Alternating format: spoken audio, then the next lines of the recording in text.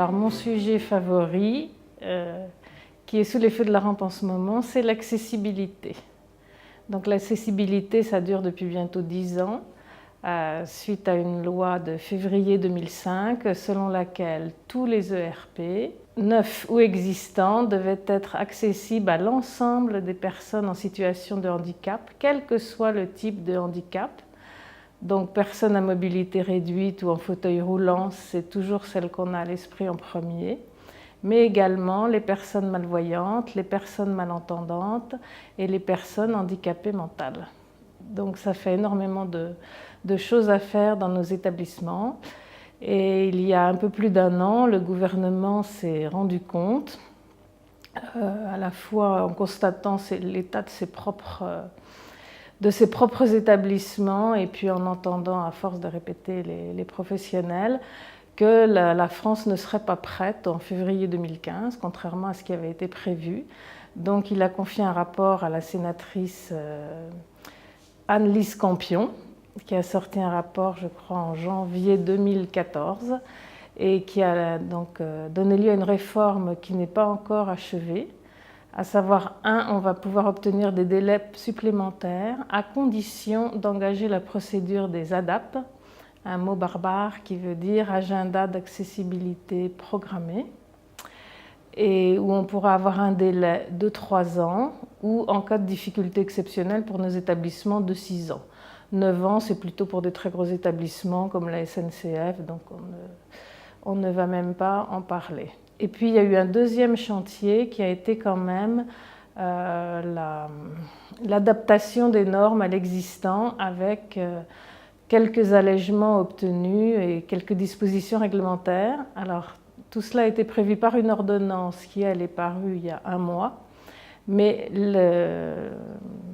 j'allais dire pas les détails, mais les principales dispositions seront dans des décrets dont on attend la parution, donc je ne pourrais pas vous dire grand-chose. Il suffit de se promener dans la rue, quand même une prise en compte, je pense, qui commence à rentrer dans les mœurs. Moi je vois bien dans nos établissements, avant, si on louait à une personne qui n'était pas concernée une chambre soi-disant accessible, les gens ne voulaient pas y aller. On a fait beaucoup de progrès dans la conception, dans l'architecture. Maintenant, il n'y a plus aucun problème. Si vous proposez à votre client la chambre entre guillemets handicapée, ça ne pose pas de problème. Il y en a même qui la réclament parce que souvent elle est un peu plus grande. Donc le regard a changé. Ce qui a changé aussi, c'est le regard, force de le répéter, sur les autres handicaps. Parce que finalement, le handicap fauteuil roulant sur lequel tout le monde se focalise, il est extrêmement minoritaire.